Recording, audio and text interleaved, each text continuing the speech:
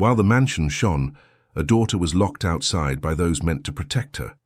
Across the city, a simple act of kindness became an unexpected salvation.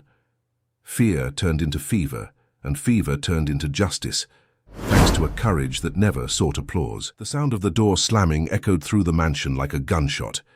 Isabella Anderson, just 12 years old, stood frozen outside the gilded gate of the house where she had lived her entire life, her small hands trembling against the cold iron. The heavy December rain fell over New York City, soaking her light pink dress in a matter of seconds. "Don't you come back until your father gets home, you little brat!" The shrill voice of Carmen, her stepmother, still rang in her ears. "I'm sick of you ruining our perfect family." Isabella instinctively touched the military medal. That hung from a thin chain around her neck. It was all that was left of her paternal grandfather, Colonel Henry Anderson, a man she had never met, but whom her father always described as a war hero. The medal was warm against her cold skin, as if it still held a bit of old warmth and protection. The fever she'd been feeling since morning now throbbed at her temples. Each drop of rain seemed to pierce her skin like an icy needle. Her lips trembled uncontrollably, but not just from the cold. Fear spread through her chest like a dark stain, growing with every minute she spent alone on the street. Edward Anderson was in Chicago closing a deal that, according to him, would change the course of the company for the next 5 years. Isabella knew her father would only be back on New Year's Eve. Carmen had planned it perfectly, an entire week for the girl to simply disappear from her life. The argument had started over the flowers. Isabella wanted to put white chrysanthemums on the Christmas table, the favorite flowers of her biological mother, Felicia, who had passed away when she was only 5. Carmen had exploded in a rage, screaming that she would no longer tolerate tributes to that dead woman in her house. When Isabella insisted, saying it was a family tradition, Carmen dragged her by the arms to the door. "Your mother is dead, and she's not coming back. This is my house now, and you're nothing but a ghost that insists on haunting our peace." Isabella could still feel the imprint of Carmen's fingers on her left arm, a dull ache that competed with the rising fever. Her clothes were completely soaked. The pink dress, which had been her favorite that morning, now clung to her small body like a cold, uncomfortable second skin. She walked down Lexington Avenue toward Midtown, with no real destination. Every step was a tremendous effort. Her patent leather shoes slipped on the wet sidewalk, causing her to stumble several times. The Christmas lights on the buildings created distorted reflections on the wet pavement, turning the city into a colorful blur that hurt her feverish eyes. No one seemed to notice a little girl walking alone in the rain. The few pedestrians she encountered hurried along with their heads down, shielded by umbrellas and thick coats, too busy with their own problems to notice a child suffering. Her body temperature fluctuated between violent chills and waves of heat that made her sweat even in the freezing rain. Isabella recognized the symptoms. She'd had high fevers before, but never alone, never without someone to take care of her. Panic settled in her chest when she realized she could pass out right there, on the street, with no one knowing who she was. When she reached an alley off 45th Street, her knees gave out. She sought shelter behind large dumpsters at the end of a dark alley, between 2 commercial buildings. The strong smell of garbage mixed with the scent of rain and wet concrete. There, partially shielded from the downpour, Isabella huddled against the cold brick wall. She pulled her knees to her chest, trying to conserve what little body heat she had left. Her grandfather's medal pressed against her sternum, and she clutched it tightly, as if she could draw from it some long-depleted courage. Tears mixed with the rain on her face, but she tried to hold back her sobs. Crying would only make it harder to breathe, and her chest already felt tight. The delusions began slowly. Isabella saw shapes moving in the shadows of the alley, heard voices that seemed to come from far away. Her mother, Felicia, appeared and disappeared among the dumpsters, whispering words she couldn't understand. Her grandfather, Henry, marched toward her, uniformed and stern, pointing to the medal on her neck. "Courage, kid," she imagined hearing his deep voice. "An Anderson never surrenders." But she was just a 12-year-old girl, lost and sick, with no strength left to be brave. The fever was climbing rapidly now. Her teeth chattered uncontrollably, and she could barely keep her eyes open. The world spun around her. the streetlights forming colorful spirals that made her dizzy. It was then that she heard approaching footsteps. Isabella tried to hide better among the dumpsters, but she didn't have the strength to move. The footsteps stopped right next to her.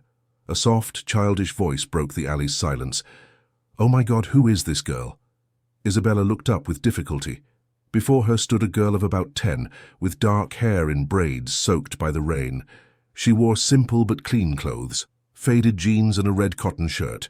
In her hands she held a small, clumsily wrapped package protected by a plastic bag. "Are you okay?" The girl moved closer, ignoring the rain that had started to fall harder again. "You're burning up." Isabella tried to answer, but her words came out as incomprehensible murmurs. The fever had stolen her ability to form coherent sentences. The unknown girl looked around, assessing the situation.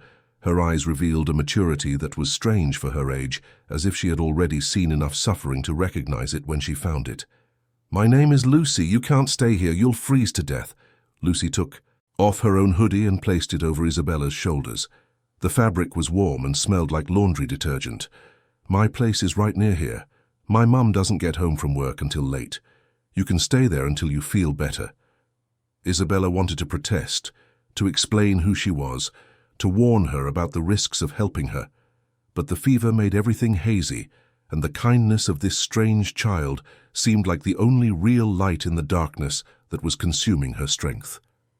Lucy helped Isabella to her feet, supporting her weight with surprising determination for someone so small. Together they walked slowly through the wet streets, two children against the cold New York night.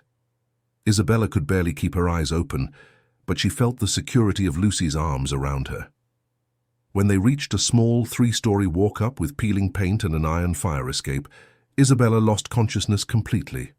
Lucy carried her as best she could up to the 2nd floor, opened the door to a tiny apartment, and brought the unknown girl inside her home. What Lucy didn't know was that she had just saved the daughter of one of the most powerful men in the country. What Isabella didn't know was that she had just been rescued by someone who would understand, better than anyone, what it meant to be rejected and abandoned. The rain continued to fall outside, and in the surrounding buildings, families were preparing for Christmas. But in that small apartment, 2 lives were about to become permanently intertwined, forever changing the destiny of both. Lucy's apartment had only 2 small rooms, a bedroom she shared with her mother, and a living room that also served as a kitchen. The walls were painted white, but time had left yellowish stains near the ceiling. The floor was polished concrete, covered with a few patchwork rugs her mother had sewn on weekends. A small old refrigerator hummed constantly in the corner, next to a 2-burner stove that had seen better days. Lucy dragged Isabella to the love seat, the only piece of furniture in the room besides a plastic table and 2 chairs. The sofa was old but clean, covered with a crocheted blanket her grandmother had made before she passed.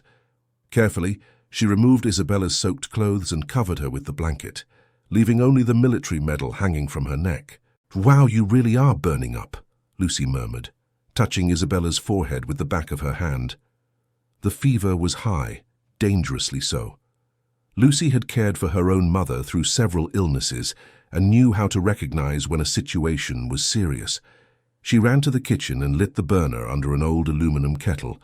While she waited for the water to boil, she searched the cupboards for the few medicines they kept.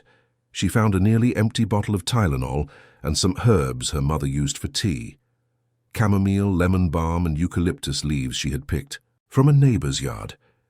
Isabella rambled in a low voice, speaking names Lucy didn't recognize. "Daddy, Carmen, please, don't leave me here. Mommy, Felicia." Her hands fidgeted under the blanket, as if trying to grasp something only she could see. "It's okay, miss. You're safe now," Lucy whispered, sitting on the floor beside the sofa. She wet a small towel with cold water and placed it on Isabella's forehead. "No one's going to hurt you here." Lucy was 10, but she carried the responsibility of someone who had grown up too fast. Her mother, Maria Davis, worked as a housekeeper in 3 different homes to afford the rent on the small apartment. She left at 6 in the morning and didn't return until after midnight, leaving Lucy alone most of the time. The girl had learned to cook at 8, do laundry at 9, And now she was caring for a stranger with the natural ease of someone who had always had to fend for herself. Her movements were precise and careful, the result of a maturity forced by necessity. When the water boiled, Lucy prepared a warm chamomile tea and returned to Isabella's side. With infinite patience, she managed to get the girl to drink a few sips even though she was semi-conscious. The warm liquid seemed to calm her tremors a little. "You're rich, aren't you?" Lucy asked quietly, observing Isabella's soft hands, her well-manicured nails, the hair that, even wet and disheveled, showed signs of expensive treatments. "Your clothes are expensive too. What was a girl like you doing alone in the rain?" Isabella didn't answer, lost in her feverish delusions. Lucy kept talking, more to herself than to the stranger. "My mom always said that rich people don't suffer, that they have it easy. But you look just as lost as I feel sometimes." The package Lucy had been carrying when she found Isabella was on the table, still protected by the plastic bag. It was a simple gift she had bought for her mother, a scented soap and a small embroidered towel purchased with coins saved over months. She had planned to give it to her on Christmas Eve, but now Christmas seemed very far away in the face of this situation. Lucy got up and went to the small bedroom she shared with her mother. She grabbed a clean cotton nightgown, old but comfortable, and returned to the living room. With extreme care, she dressed the unconscious Isabella in the dry clothes. The military medal caught her eye. It was heavy, old, with inscriptions she couldn't quite read. "Is your family in the military?" she whispered, gently touching the metal. "My grandpa was a soldier too. Mum said he died protecting other soldiers in a war far away from here. I never met him, but she always says I have his eyes." Lucy's grandfather had been a sergeant in the U.S. Army and had died on a peacekeeping mission in Afghanistan when her mother was still young. Maria always told stories about his courage, about how he never left anyone behind, how he always put the lives of others before his own safety. "That's why I brought you here," Lucy continued, adjusting the blanket over Isabella. "Grandpa always said we have to take care of people who need it, even when we need help ourselves." The hours passed slowly. Lucy alternated between giving Isabella small sips of tea, changing the cold towel on her forehead, and watching through the small window as the rain continued to fall on New York City. The street traffic had died down. It was Christmas Eve and people were at home with their families. Around 9 o'clock, Isabella began to speak more clearly in her delusions. Lucy managed to understand a few complete sentences that worried her. "Carmen kicked me out. Daddy's not here, and she said I don't belong in the family anymore." Isabella cried in her sleep, tears streaming down her still feverish face. "I just wanted to put Mommy's flowers on the table. Why does she hate me so much?" Lucy felt her chest tighten. She recognized that pain in Isabella's voice. It was the same pain she felt when she heard other kids talk about their parents, about families who had dinner together every night, about houses where there was always someone waiting when they got home from school. "Your stepmom kicked you out of your house?" Lucy asked, even though she knew Isabella couldn't hear her. "That's why you were on the street alone. Wow, what a mean woman." Indignation grew in Lucy's chest.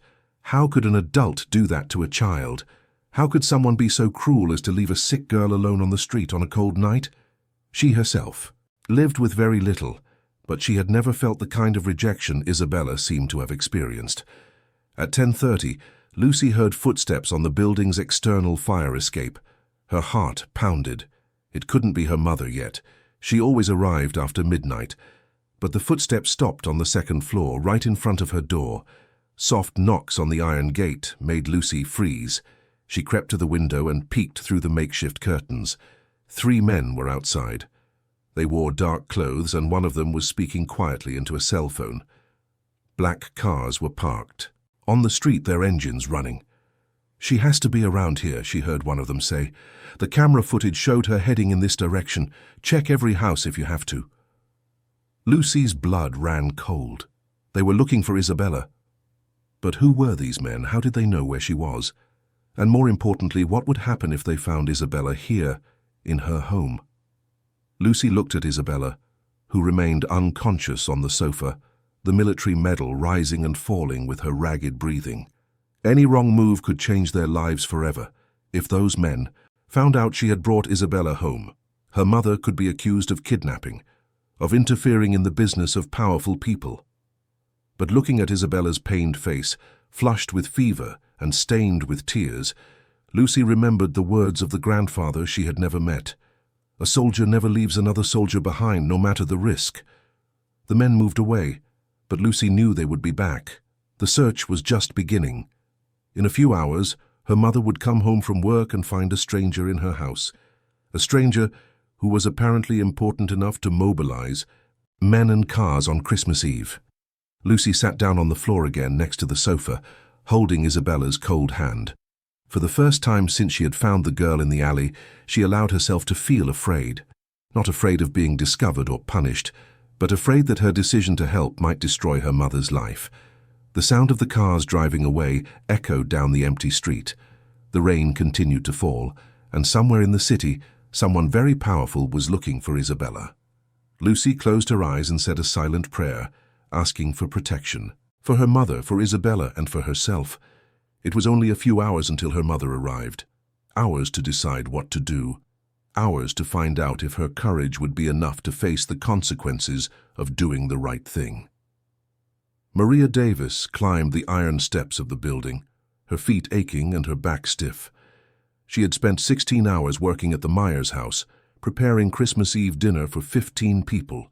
Her arms still burned from washing so many dishes, and her knees protested every step she took.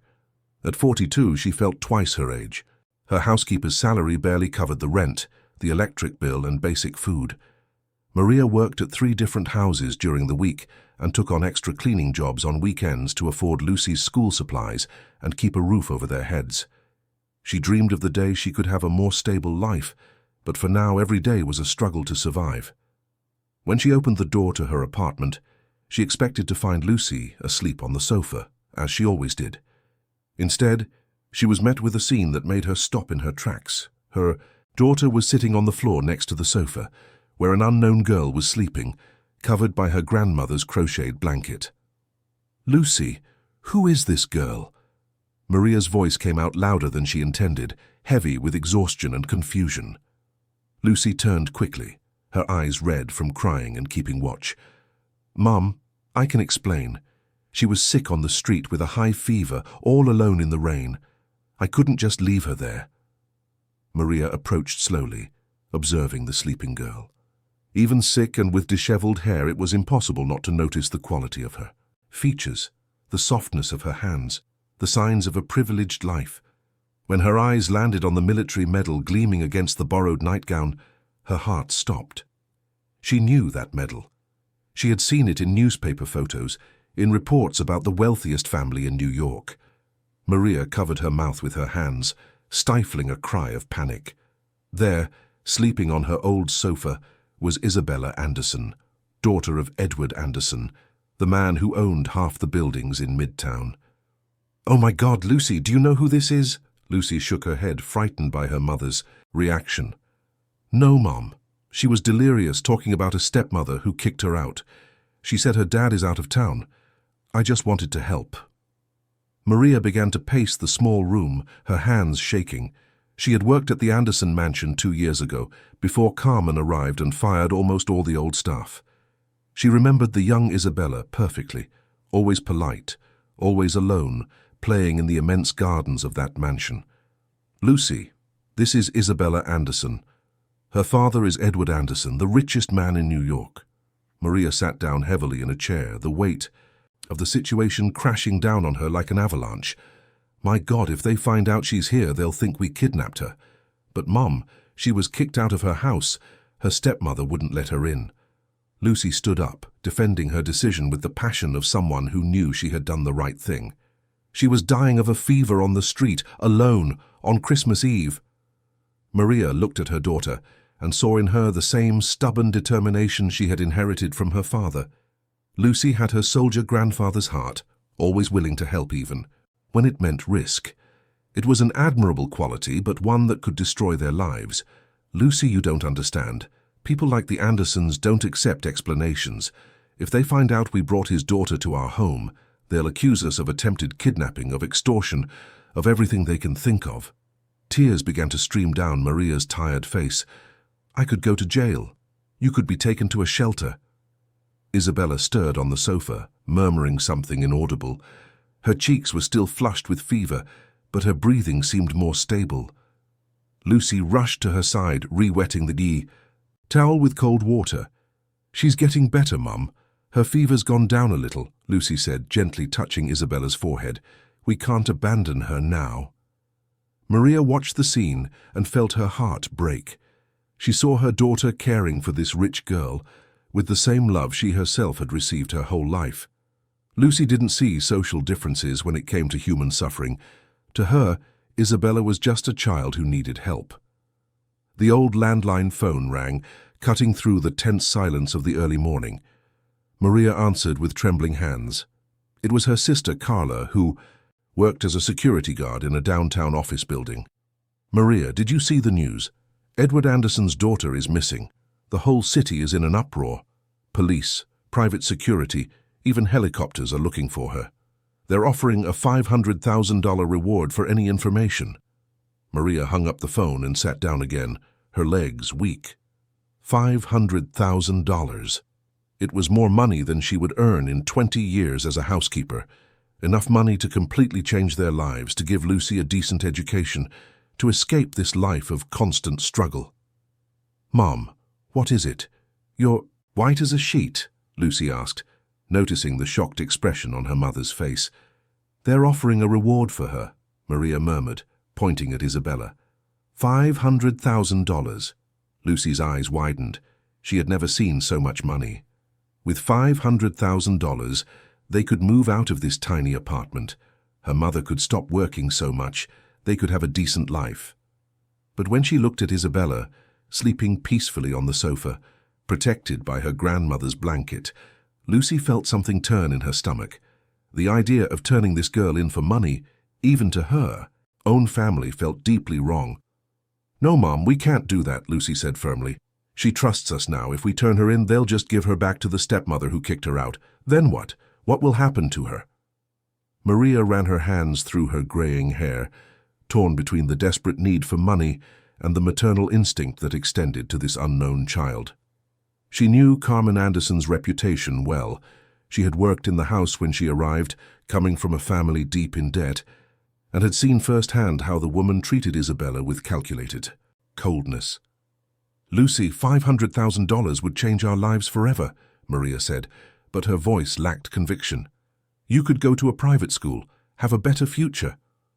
And would I be able to sleep at night knowing I abandoned someone who needed me? Lucy retorted, with a wisdom that surprised her own mother. Grandpa wouldn't have done that. He never abandoned anyone for money. Silence stretched between them. Maria knew her daughter was right. Her father had died protecting other soldiers, putting their lives above his own safety. Turning Isabella in for money would be a betrayal of everything he had lived and died for. Isabella began to stir more actively, her eyes slowly opening. She was still confused by the fever, but she seemed more aware than before. Her blue eyes scanned the small, simple room, trying to understand where she was. Where am I? Isabella murmured, trying to sit up. Her grandfather's medal swung from her neck as she moved. You're safe, Lucy answered softly, helping her lean against the sofa. I'm Lucy, and this is my mom, Maria. We brought you home when you were sick on the street. Isabella looked around again, taking in the details of the simple apartment. There was no luxury here, but there was something her mansion never had. Human warmth.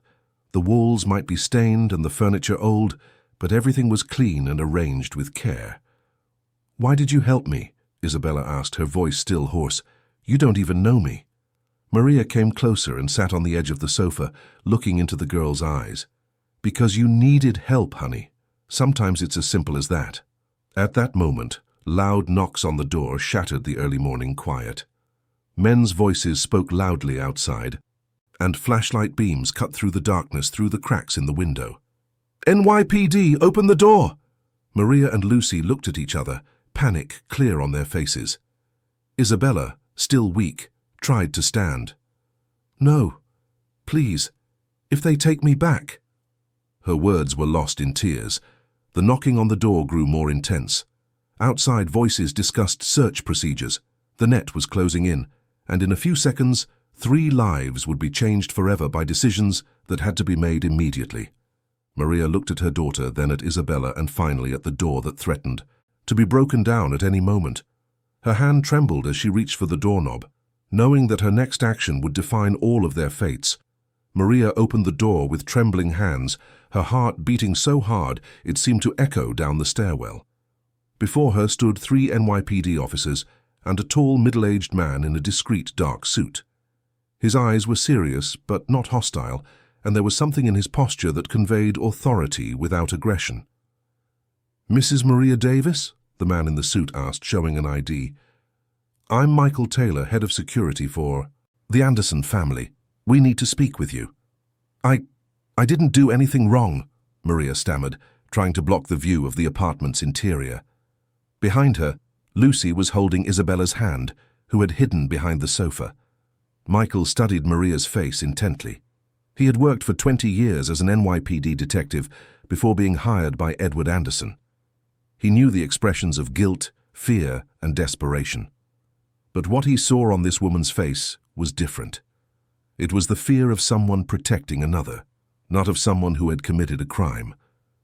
"Mrs. Davis, we're not here to accuse you of anything. We're looking for Isabella Anderson, 12 years old. She's been missing for almost 24 hours, and we're following every possible lead." Michael signaled for the officers to keep their distance.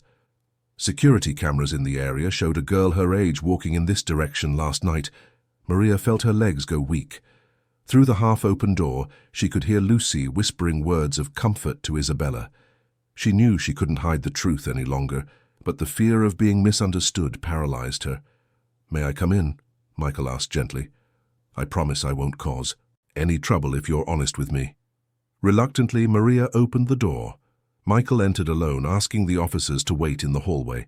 The small apartment felt even smaller with his presence, but he moved carefully, as if he understood he was invading an intimate space. When his eyes landed on Isabella, still wearing the borrowed nightgown with the military medal shining on her chest, Michael sighed deeply. There was the girl half of New York was looking for, visibly sick and scared, but alive and apparently cared for. "Isabella," he said softly, crouching down to her level. "I'm Michael. I work for your father.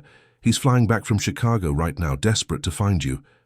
Isabella shrank further behind the sofa.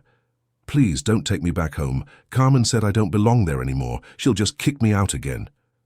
Isabella's words hit Michael like a punch to the gut. He had suspected something was wrong with the family dynamic, especially after several long-time employees were let go after Carmen's arrival.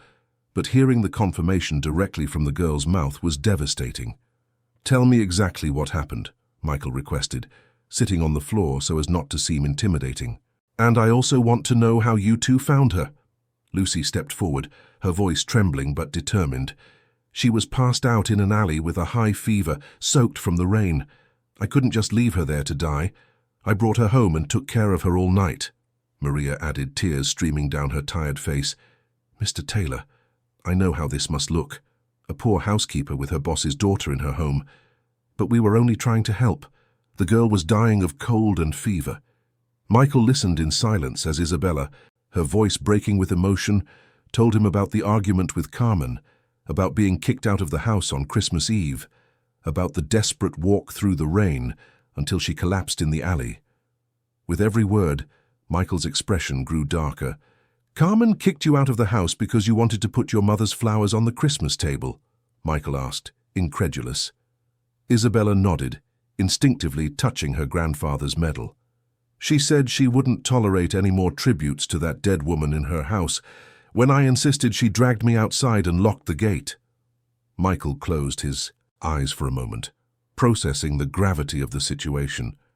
As head of security, he had access to information on all members of the Anderson family. He knew about Carmen's finances before she married Edward. He knew about her excessive spending, and he had noticed the change in Isabella's behavior over the past few months. "Isabella, are you absolutely sure about what you're telling me?" "This is very serious," Michael said, his voice heavy with responsibility. "I'm sure," Isabella replied, lifting her chin with a courage that surprised everyone. "Lucy saved me. If she hadn't found me, I would have died on that street." Michael turned to Maria and Lucy, studying their faces.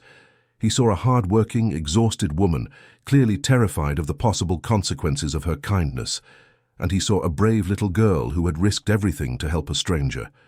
There was no malice or financial motive here, just genuine humanity. "Ladies, you saved Isabella's life, but now we need to resolve this situation in a way that doesn't harm anyone," Michael said, standing up. "Edward is on his way back to the States right now. He lands at JFK in 2 hours. "And Carmen?" Isabella asked, fear clear in her voice. "Carmen doesn't know you found her. She believes Isabella is still missing on the street," Michael answered, a hard expression crossing his face. "And for now, we're going to keep it that way." Maria didn't understand. "What do you mean, Mr. Taylor?" "Carmen called the police yesterday at 6 in the morning, 12 hours after kicking Isabella out. She said Isabella had run away during the night after a normal teenage argument."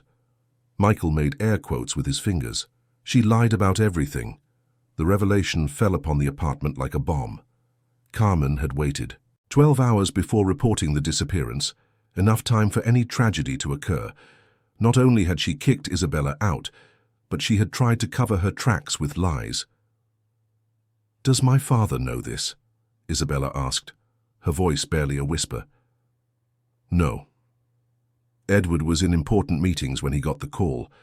Carmen managed to control the initial narrative, but things are about to change, Michael replied, taking out his phone. "I need to call him and explain the real situation." Isabella stood up from the floor, swaying slightly from the fever's weakness. "Mr. Taylor, please, don't let Carmen hurt Lucy and Mrs. Davis. They saved me. If anyone should be punished, it should be Carmen, not them." The maturity in Isabella's voice impressed Michael. Here was a 12-year-old girl, still recovering from a traumatic experience, more worried about the safety of those who helped her than her own situation. "Isabella, no one here is going to be punished for doing the right thing," Michael assured her firmly. "But you all need to understand that this situation will have major consequences. Carmen kicking you out of the house was a crime. Lying to the police was a crime. And trying to cover it all up was also a crime." Lucy, who had remained quiet during the conversation, finally spoke. "Mr. Taylor, can Isabella stay here with us until her dad gets here? She's still weak from the fever." Michael smiled for the first time since he had entered the apartment. "Lucy, you've got a heart bigger than Texas. Of course Isabella can stay here with you. In fact, I think it's the safest place for her right now." Maria approached timidly. "Mr. Taylor, can I ask something? What's going to happen to us now? I work for several families. I need my job." "Mrs. Davis, you're not going to lose any job. On the contrary," Michael paused, choosing his words carefully. "Edward Anderson is a man of integrity. When he finds out what you did for Isabella, I'm sure he'll want to show his gratitude appropriately." Michael headed for the door but stopped and turned back. "One last thing. Isabella mentioned a military medal. May I see it?" Isabella touched the medal on her neck, hesitant. Michael approached and examined the old medal carefully. His eyes widened when he read the inscriptions. "This medal, it belonged to Colonel Henry Anderson, didn't it?" "It was my grandfather's. It's the only thing I have of his," Isabella replied. Michael shook his head, impressed. "Isabella, your grandfather was my commanding officer for 5 years in the army. He taught me that a soldier never leaves another soldier behind, no matter the circumstances." He looked at Lucy. "Young lady, you have the spirit of a soldier. Your grandfather would be proud." Lucy blushed, not knowing that Michael had thoroughly investigated the Davis family's history before knocking on their door.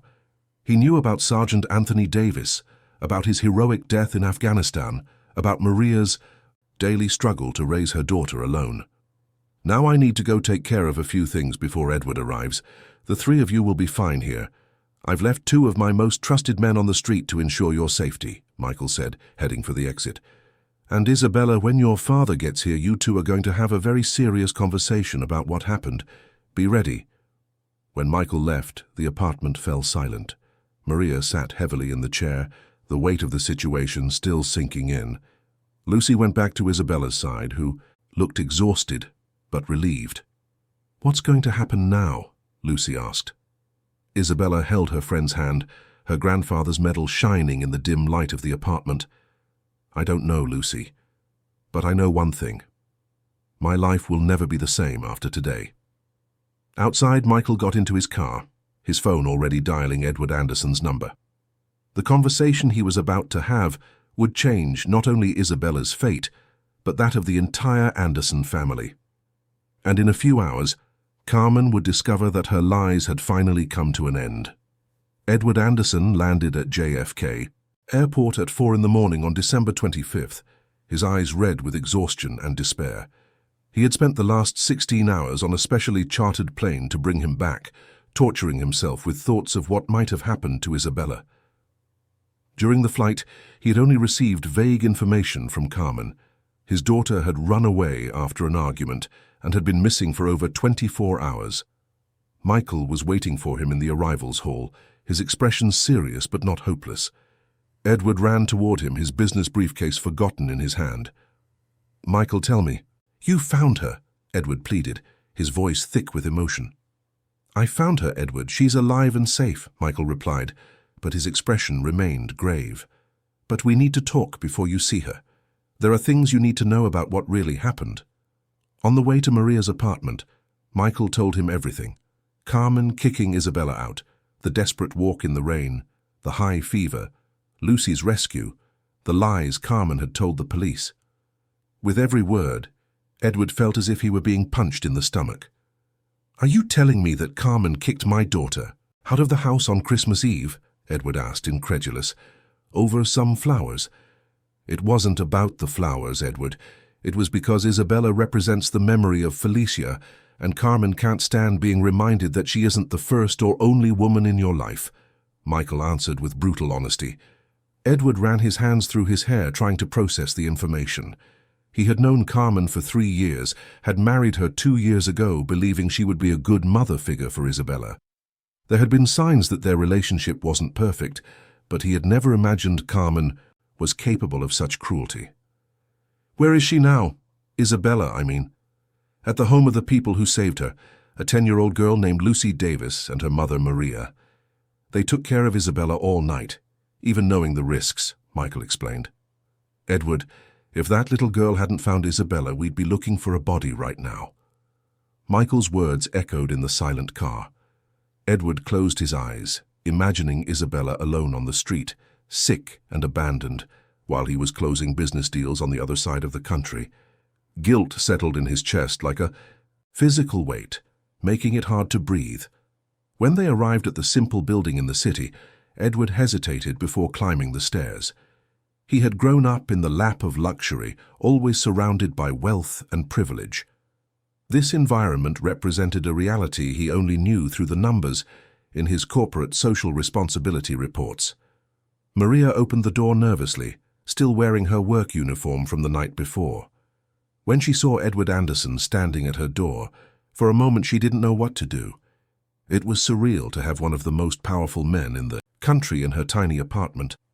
"Mr. Anderson," she murmured, giving a small curtsy. "Mrs. Davis, please, there's no need for that. I should be the one bowing to you," Edward replied, his voice filled with sincere emotion. "Michael told me everything you did for Isabella." Edward entered the apartment and immediately saw Isabella sleeping on the sofa, still wearing the borrowed nightgown. Lucy was sitting on the floor beside her, reading a book in a low voice. The two of them looked so peaceful, so at ease, that Edward almost hesitated to interrupt the moment. Isabella opened her eyes when she heard her father's voice. For a second, she didn't seem to believe he was really there. Then she stood up, swaying, and ran into his arms, sobbing uncontrollably. "Dad, I thought I'd never see you again," Isabella cried, clinging to Edward as if he were her only lifeline. Edward hugged her tightly, feeling his daughter's small, still frail body against his. The tears he had held back during the entire flight finally streamed down his face. "Forgive me, Isabella. Forgive me for not being here, for not realizing what was happening," Edward whispered, kissing the top of his daughter's head. "It will never happen again." Lucy watched the scene with tear-filled eyes. She had never witnessed a reunion between a father and daughter, and their genuine emotion touched her deeply. Maria was also crying silently, remembering what it was like to hug her own father before he left and never came back. "Dad, I need to tell you everything that happened," Isabella said, pulling away slightly to look into Edward's eyes. "Carmen kicked me out because I wanted to put Mum's flowers on the Christmas table." Edward listened in silence as Isabella recounted the events of the previous night. With every word, his expression grew darker. When Isabella finished, Edward turned to Lucy and Maria. "How can I ever thank you for saving my daughter?" he asked, his voice thick with emotion. "You don't need to thank us, Mr. Anderson. Any decent person would have done the same," Maria replied shyly. "No, Mrs. Davis, unfortunately, not every decent person would have done what you did, especially knowing the risks," Edward said, looking directly into her eyes. "You risked everything to help a child you didn't even know." Lucy timidly approached Edward. "Mr. Anderson, can I ask something?" "Of course, Lucy. You can ask anything." "Does Isabella have to go back home to her stepmother?" Lucy asked, concern clear in her voice. The question hit Edward like a lightning bolt. He looked at Isabella, who was watching him with a mix of hope and fear. How could he take his daughter back to a house where she clearly didn't feel safe? "Carmen doesn't live in my house anymore," Edward said firmly. "Isabella will never have to live with someone who treats her badly again." Isabella looked relieved, but also confused. "Dad, where is Carmen going to live?" "That's not our problem anymore, sweetheart. Carmen made her choices and now she'll have to deal with the consequences," Edward replied, his voice hardened with anger. Michael, who had remained silent observing the family reunion, finally spoke. "Edward, Carmen doesn't know we found Isabella. She still believes the story she created about her running away after an argument. Then we're going to have a very enlightening conversation with her," Edward said, standing up. The transformation in his expression was dramatic. The caring, emotional father gave way to the cold, calculating businessman who had built a financial empire. "Dad, can I stay here a little?" "Longer?" Isabella asked, surprising everyone. "I want to stay with Lucy and Mrs. Davis. They took care of me when I needed it most." Edward looked around the small but welcoming apartment.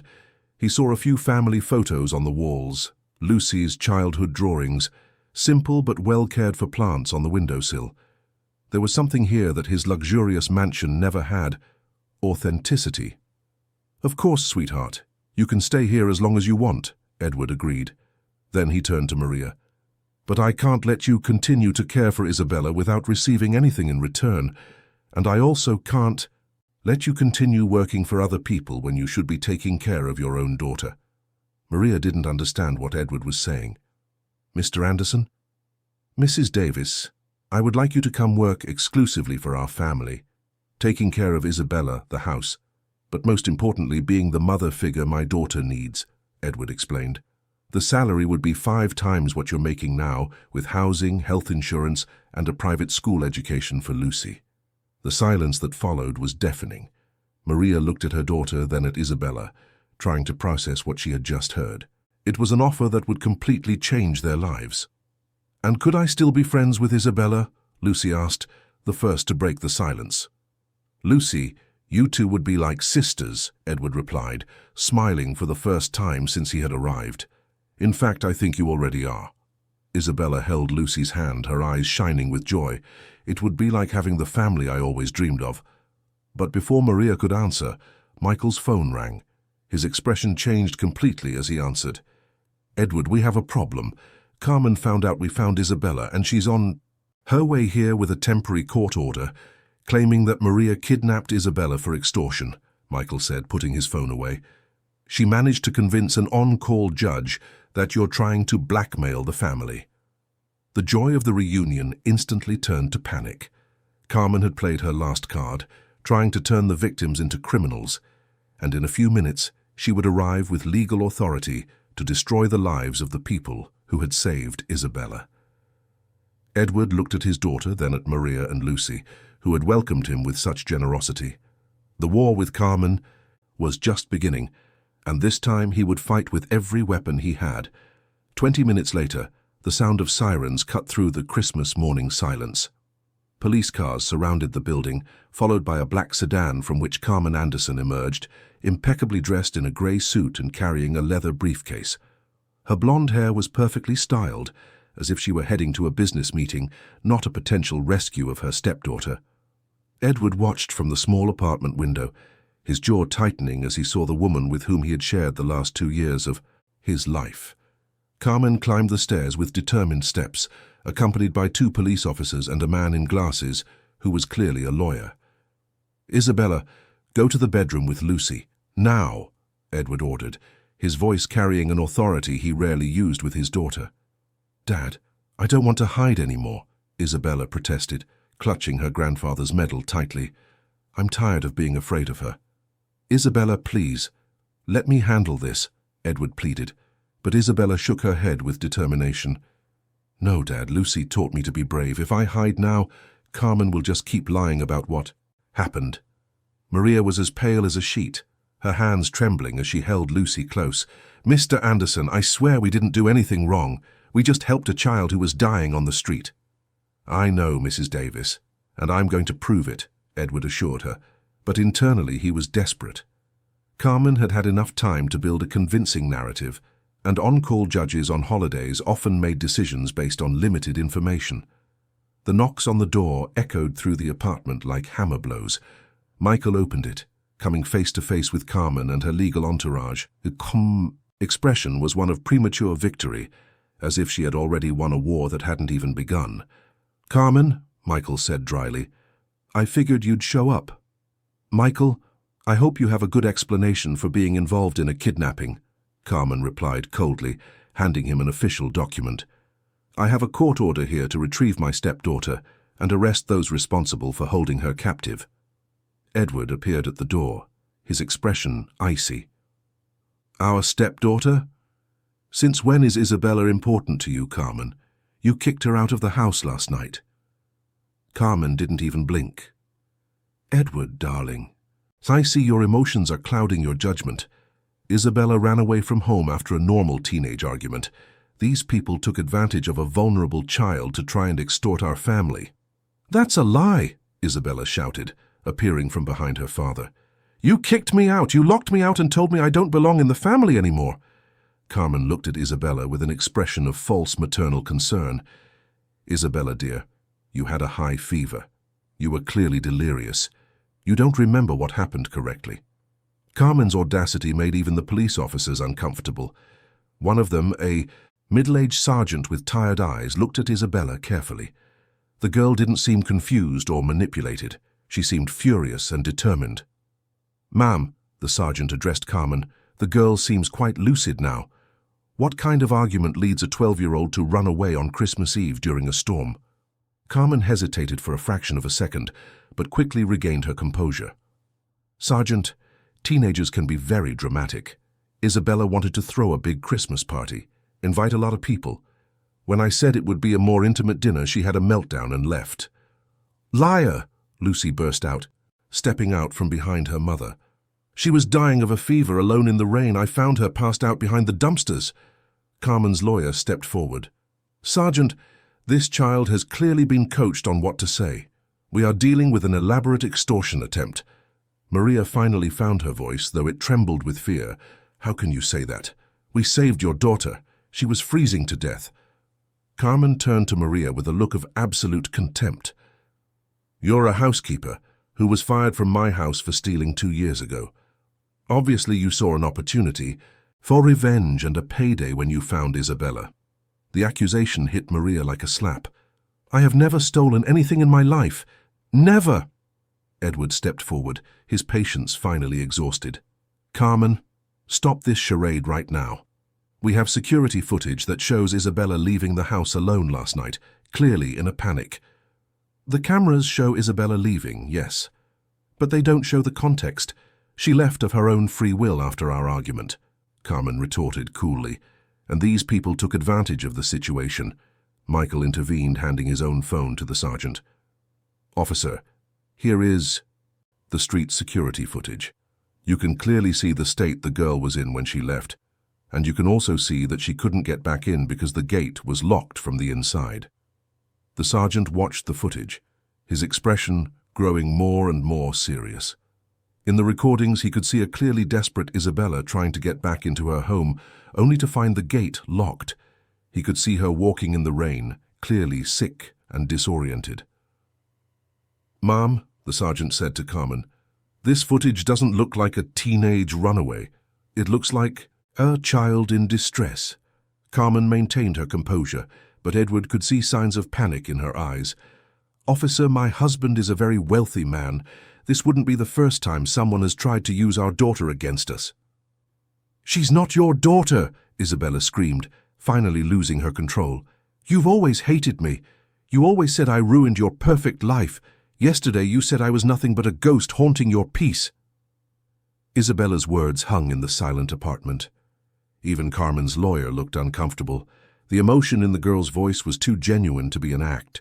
"Isabella, you are clearly being manipulated by these people," Carmen insisted, but her voice had lost some of its earlier conviction. Edward moved closer to his wife, his voice low but laced with a threat. "Carmen, you have one chance to stop this now. One chance to admit what you did and walk out of our lives without any more trouble." "Are you threatening me, Edward?" Carmen asked, trying to sound indignant. "No, I'm offering you a dignified exit, because if you continue with this farce, I will destroy you legally, financially, and socially," Edward replied with a coldness that made even Michael flinch. Carmen looked around, assessing the situation. She saw the determination in Isabella's eyes, the fierce protection from Lucy and Maria, the loyalty of Michael, and the cold rage of Edward. For a moment, her mask of control wavered. "We can talk about this at home, Edward," Carmen said, trying a new strategy. "We don't need to involve strangers in our family matters." "Strangers?" Edward repeated, incredulous. "Carmen, these people saved my daughter. While you were sleeping peacefully in our bed, believing Isabella was dead in a gutter, they were keeping her alive." The truth of Edward's words hit Carmen like a gunshot. She had in fact slept well the night before, relieved that she wouldn't have to deal with Isabella for at least a few days. The guilt she had suppressed began to bubble to the surface. Carmen's lawyer whispered something in her ear. She shook her head violently, but he insisted, pointing to the expressions of the police officers who were clearly no longer on her side. "Perhaps," the lawyer said loud enough for everyone to hear, "we should reconsider our approach. It's possible there has been a misunderstanding." Carmen glared at him with fury, realizing she was being abandoned even by the man she had hired. The court order that had seemed like her guaranteed victory was turning into a public humiliation. Isabella stepped forward, looking directly into Carmen's eyes. "You always knew I reminded my dad of my mom, and you hated that. You hated that he loved me, that I was part of his life before you. That's why you kicked me out, to make me disappear forever." Isabella's words cut through the air like a sword. Carmen opened and closed her mouth several times, clearly struggling to find a response. That wouldn't incriminate her further. You don't understand the pressure of raising a child that isn't yours," Carmen muttered, her voice losing all its previous authority. "No one asked you to raise Isabella," Edward said coldly. "You chose to enter our lives, and you chose to treat my daughter like a problem to be eliminated." The sergeant put away the phone and addressed Carmen. "Ma'am, based on what I've seen and heard here, I recommend you withdraw this court order. There is no evidence of kidnapping or extortion. There is evidence of a child being helped by kind people." Carmen looked around one last time, her defeat complete and humiliating. There were no more cards to play, no more lies that could save her. Her attempt to destroy the people who had saved Isabella had backfired completely. "This isn't over," Carmen said quietly, but her threat sounded empty even to her own ears. "Yes, it is," Edward replied with absolute finality. "And when we get home, you're going to find out exactly how over it is." Carmen left the apartment, followed by her nervous lawyer, leaving a tense silence behind. But Isabella knew the war wasn't over yet. When they returned home, Carmen would try one last desperate move that could destroy everything they had built that Christmas. The Anderson mansion had never seemed as cold and hostile to Isabella as it did on that Christmas morning. When Edward parked the car in the garage, she hesitated before getting out, holding tight to Lucy's hand, who had insisted on coming with her. Maria was with them too, invited by Edward to witness what he called the end of an era. Carmen had arrived 15 minutes earlier and was in the main living room, still trying to maintain an appearance of dignity. She had changed from the grey suit into a designer dress, as if she could use elegance to mask the humiliating defeat she had suffered at Maria's apartment. "Isabella, darling," Carmen said as the girl entered the room, trying to sound maternal. "I'm so glad you're okay. We can forget this whole misunderstanding and go back to being a happy family." Isabella looked at Carmen with a maturity that surprised herself. "We were never a happy family, Carmen. You always treated me like a problem that needed to be eliminated." "Isabella, that's not true," Carmen protested, but her voice lacked conviction. "I always tried to be a good mother to you." "A good mother doesn't kick a sick child out of the house on Christmas Eve," Lucy interjected, her voice firm despite the intimidating luxury of the room. "A good mother doesn't leave a girl to die of cold on the street." Carmen looked at Lucy with barely disguised contempt. "And who said a poor child has any right to an opinion about our family?" "Carmen!" Edward's voice thundered through the room. "That poor child saved my daughter's life while you were sleeping soundly, believing Isabella was dead in a gutter." The truth of Edward's words hit Carmen like a slap in the face. She had indeed slept well the night before, not because she was worried about Isabella, but because she was relieved to be rid of the problem. Edward went to his home office, returning with a thick folder. "Carmen, since you're so fond of legal documents, here are a few I prepared on the flight back." Carmen took the papers with trembling hands. They were divorce documents, already signed by Edward, and a complete inventory of her assets before the marriage. Her face paled as she read. "Edward, you can't be serious," Carmen murmured, the pages shaking in her hands. "We can work this out. It was just a misunderstanding." "A misunderstanding," Edward repeated, incredulous. "Carmen, you kicked my daughter out of the house and then lied to the police. You tried to turn the people who saved her into criminals. What part of that is a misunderstanding?" Carmen stood up, trying one last strategy. "Edward, think of the scandal. Your public image, your business. A divorce now with all this exposure could damage everything you've built." "My public image?" Edward laughed bitterly. "Carmen, when the truth about what you did to Isabella comes out, I'll be seen as a hero for getting rid of you." Maria, who had remained quiet in the corner of the room, observing this world of luxury she only knew as an employee, finally spoke. "Mrs. Anderson, do you have any idea what it's like to see a child nearly die? To hold a 12-year-old girl who is delirious with fever, calling for her father?" Carmen turned on Maria with fury. "You have no right to judge me. You don't know what it's like to live with the ghost of a dead woman, to compete with the memory of someone your husband has canonized." The silence that followed was deafening. Carmen had finally revealed the truth about her feelings, the sick jealousy she felt for Felicia, and, by extension, for Isabella. "So that was it," Isabella said, her voice filled with a deep sadness. "You hated me because I reminded you that Dad loved someone else before you."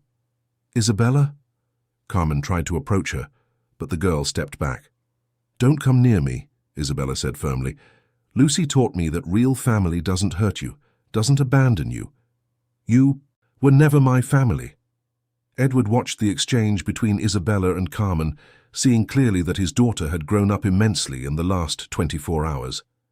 The suffering had matured her, but it had also made her stronger. "Carmen, you have 1 hour to pack your bags and leave my house," Edward said with finality. "Your personal belongings can be picked up later, by appointment." Carmen looked around the luxurious room she had considered hers for 2 years. The expensive paintings, the designer furniture, the privileged view of the garden, all of it was about to disappear from her life. "And what about the money? The 2 years of marriage?" Carmen asked, trying to maintain some dignity. Michael, who had been standing discreetly at the entrance to the room, stepped forward with another folder. "Carmen, here is the prenuptial agreement you signed. In the event of a divorce for just cause, which includes mistreatment of a stepchild, You are entitled to nothing beyond the assets you brought into the marriage.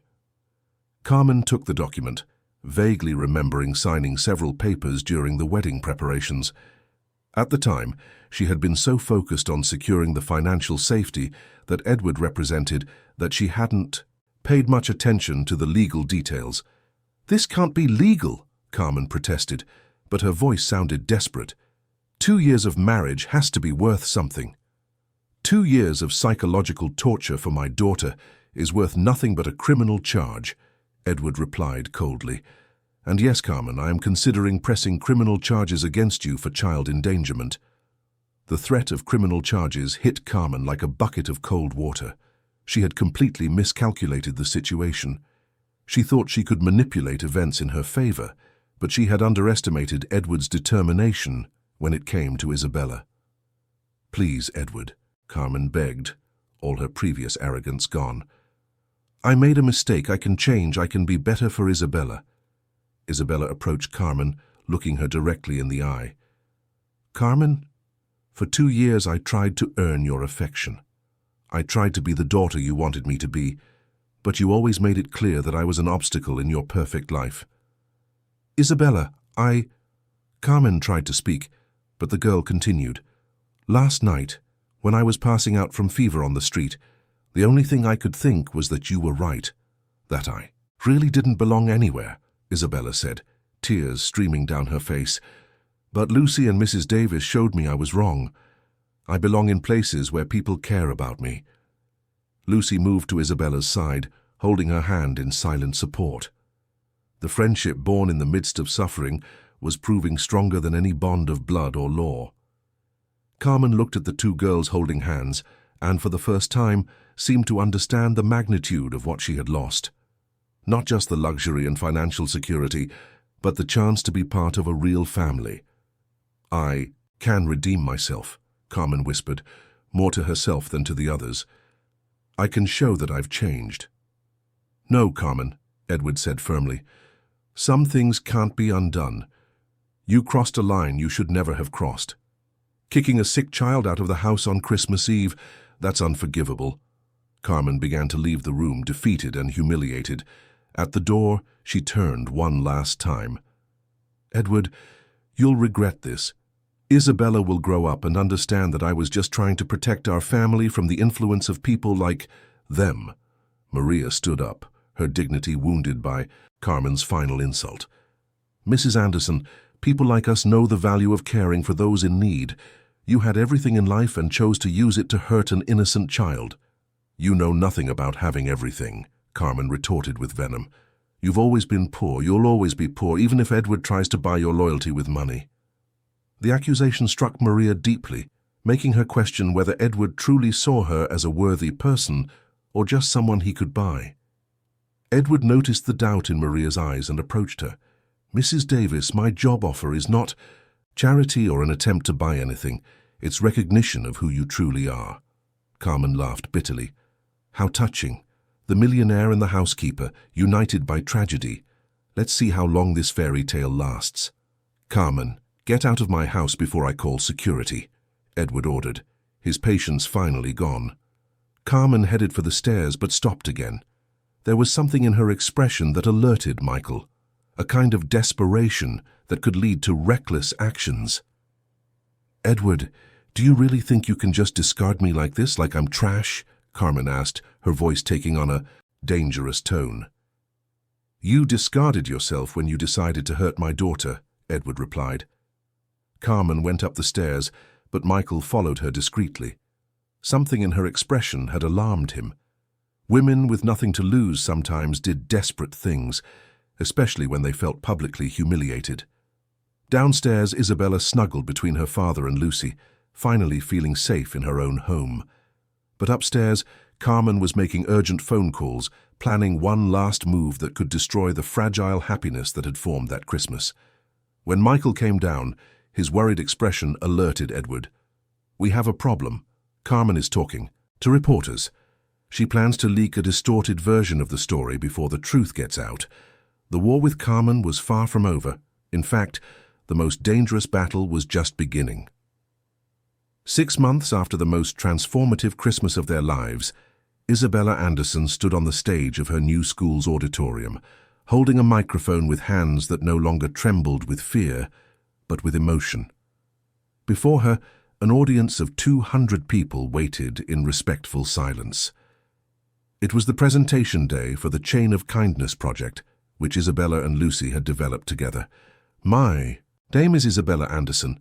I'm 13 years old and I want to tell you about the night that changed my life forever, Isabella began, her clear voice echoing through the auditorium.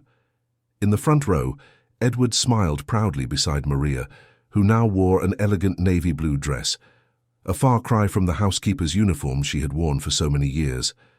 Lucy was backstage, waiting for her turn to speak, wearing the uniform of the private school she had been attending for 5 months. Isabella told her story without omitting any painful details. She spoke of Carmen's rejection, of the cold night on the street, of the fever that had almost killed her. But mostly she spoke of Lucy, of how a girl from a simple family had risked everything to save a stranger. Carmen's attempt to tarnish the family's reputation in the papers had failed spectacularly. Michael had been faster than her, providing all the evidence to the press before Carmen could twist the facts. The security footage, the medical reports on Isabella's condition when she was found, and especially the emotional testimony of the victims themselves had turned Carmen into the villain of the story. When I woke, up in the Davises' apartment sick and scared, I thought I was in just another place where I wasn't welcome, Isabella continued, her words capturing the full attention of the audience. But Lucy taught me something I had never learned in my luxurious house. That real family isn't about money or blood. It's about love and protection. Lucy walked onto the stage when Isabella called her, moving with a confidence she had developed over the past few months. The transformation in her was stunning. The shy girl who had cared for Isabella in the small apartment had become a brilliant student, a class leader respected by teachers and peers alike. My name is Lucy Davis, and when I found Isabella that night, I didn't think twice about helping, Lucy said into the microphone. My grandfather, whom I never met, died saving other soldiers. My mother taught me that courage runs in the family. The audience was visibly moved. Several adults discreetly wiped away tears, touched by the maturity and wisdom of the two girls. Edward watched the girls with a pride that transcended ordinary fatherhood. In the last 6 months, he had witnessed a transformation not only in Isabella but in his own outlook on life. The company continued to thrive, but he had completely restructured his priorities. He now worked from home 3 days a week and never missed family dinners. Maria had become much more than an employee. She was the mother figure Isabella had always needed, the confidant Edward never had, and the emotional anchor that kept the house running with genuine love. The generous salary Edward paid had allowed her to buy her own apartment in the same neighborhood as the mansion, but she spent most of her time at the Anderson house, where she truly felt like family. Our Chain of Kindness project isn't about charity, Isabella explained to the audience. It's about recognizing that we can all be saved by people we'd never expect, and we can all be the person who saves someone else. The girls presented the results of 6 months of work. They had identified 15 vulnerable families in the area and created a support network that connected people with resources to people with needs. Not just financial aid, but educational mentoring, job opportunities, and most importantly, genuine human relationships. Lucy taught me that heroism doesn't need a cape or special powers, Isabella said, looking directly at her friend. Sometimes heroism is simply seeing someone suffering and deciding to help, even when you're suffering too. When the girls finished their presentation, the audience rose in a standing ovation that lasted nearly 5 minutes. Teachers, parents, local officials, and members of the press applauded not just the project, but the courage and maturity of the two young women. After the ceremony, a television reporter approached Isabella and Lucy. She was the same journalist who had covered the Christmas of Abandonment scandal, as the press had dubbed Carmen's case. Isabella, how do you feel knowing your story has inspired changes in child protection laws? The reporter asked. Isabella hesitated for a moment, still getting used to the media attention. I'm happy if our story can help other children, but what makes me proudest is that Lucy and I proved that kindness exists and can transform lives. The reporter turned to Lucy. Lucy, do you have any regrets about risking so much to help a stranger? Never, Lucy replied without hesitation. Isabella wasn't a stranger when I helped her. She was a child who was suffering, and that's all that mattered. Edward approached the girls, placing a hand on each of their shoulders. In recent months, he had learned to show affection in a way he never could before the Christmas that changed everything. I'd like to add something, Edward said to the reporter. Lucy and Mrs. Davis didn't just save my daughter. They taught me what it truly means to be a family. Money builds houses, but love builds homes. The interview was interrupted by the arrival of Michael, who approached with a serious expression. Edward, I need to speak with you. It's about Carmen. The group moved away from the cameras. Michael handed an official document to Edward. The sentence came down today. Carmen was sentenced to 2 years in prison for child endangerment, plus a heavy fine. She's also been barred from coming near Isabella for the next 5 years. Isabella received the news in silence. In recent months, she had learned not to harbor anger or a desire for revenge. Carmen had chosen her path, and now she would face the consequences. How is she? Isabella asked, surprising everyone with her concern. According to her lawyer, she's remorseful. Prison and the public exposure have changed her. She asked me to give this to you, Michael said, handing her a sealed letter. Isabella looked at the letter for a long moment, then put it away without opening it. I'll read it at home, when I'm ready. Maria approached Isabella, wrapping her in a protective hug. You don't have to read it if you don't want to, honey. I know, Aunt Maria, but I think I need to, Isabella replied, using the affectionate aunt she had adopted for Maria in recent months. The afternoon sun of June gilded the school courtyard as the Anderson Davis family, as they had informally started calling themselves, walked toward the car. Edward was in the middle with one arm around Isabella and the other around Lucy. Maria walked beside them, carrying the folder with the project documents the girls had presented. Dad, Isabella said as they got into the car, can I ask a question? Always, sweetheart. Do you think Mom, Felicia, would be proud of who I've become? Edward stopped what he was doing and looked into his daughter's eyes. He saw in them the same kindness he had fallen in love with in Felicia, but it was strengthened by experiences Felicia herself had never faced. Isabella, your mother would be more than proud. She would be amazed, Edward answered, his voice thick with emotion. You've become exactly the person she dreamed you would be. Lucy held Isabella's hand, the two girls sharing a moment of silent understanding. They had been through so much together in the past few months. Lucy's adjustment to private school, where she initially faced prejudice and suspicion, Isabella's therapy to overcome the trauma of abandonment, the nights they comforted each other when the weight of the changes seemed too much to bear. Aunt Maria, Lucy said as the car moved through the city. Traffic? Do you regret leaving your jobs at the other houses? Maria smiled, looking out the window at the passing buildings. Lucy, I worked for 17 years as a housekeeper, always feeling invisible. Now I wake up every day knowing I'm valued, respected, and loved. How could I ever regret that? The car stopped at a traffic light near the alley where Lucy had found Isabella 6 months earlier. The two girls looked at the spot, remembering the night that had changed everything. You know what I think is the most incredible thing? Isabella said thoughtfully. If Carmen hadn't kicked me out, I never would have found you guys. I never would have discovered what a real family is. Sometimes bad things happen so that good things can be born, Lucy agreed, with a wisdom that continued to surprise the adults. When they arrived at the mansion, which now truly felt like a home, Isabella finally opened Carmen's letter. The other three respected her space, waiting in the living room while she read in the garden, sitting on the bench where she used to play alone years ago. The letter was brief, handwritten on simple prison stationery. Isabella, I know I don't deserve your forgiveness, and I'm not asking for it. I just want you to know that my mistakes were not your fault. You were always a special girl, and I was too blinded by jealousy to see it. Lucy and her mother did for you what I never could. They loved you genuinely. I hope you'll be happy with your real family. Carmen. Isabella folded the letter carefully and went back inside. She found her family gathered in the living room, waiting for her with concerned expressions. "How do you feel?" Edward asked. "At peace," Isabella answered honestly. "Carmen finally told the truth, and the truth sets me free." That evening, as they had dinner together like they did every night, Isabella made an announcement.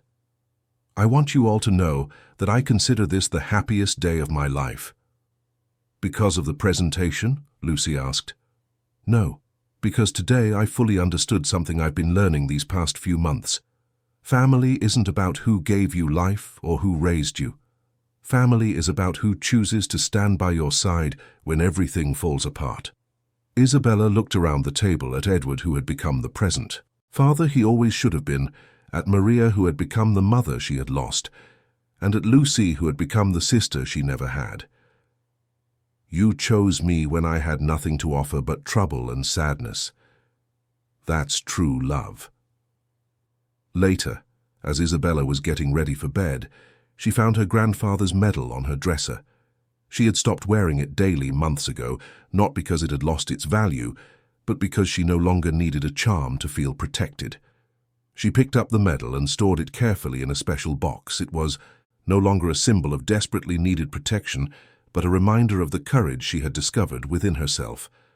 From her bedroom window, she could see the city lights spreading to the horizon. Somewhere out there, other children might be suffering as she had. But Isabella knew that, thanks to the project she and Lucy had created, at least some of them would find help. The Christmas that had begun with rejection and abandonment had become the dawn of a new era. An era where love conquered fear, where kindness triumphed over cruelty, and where two girls had proven that real miracles happen when we decide to take care of one another.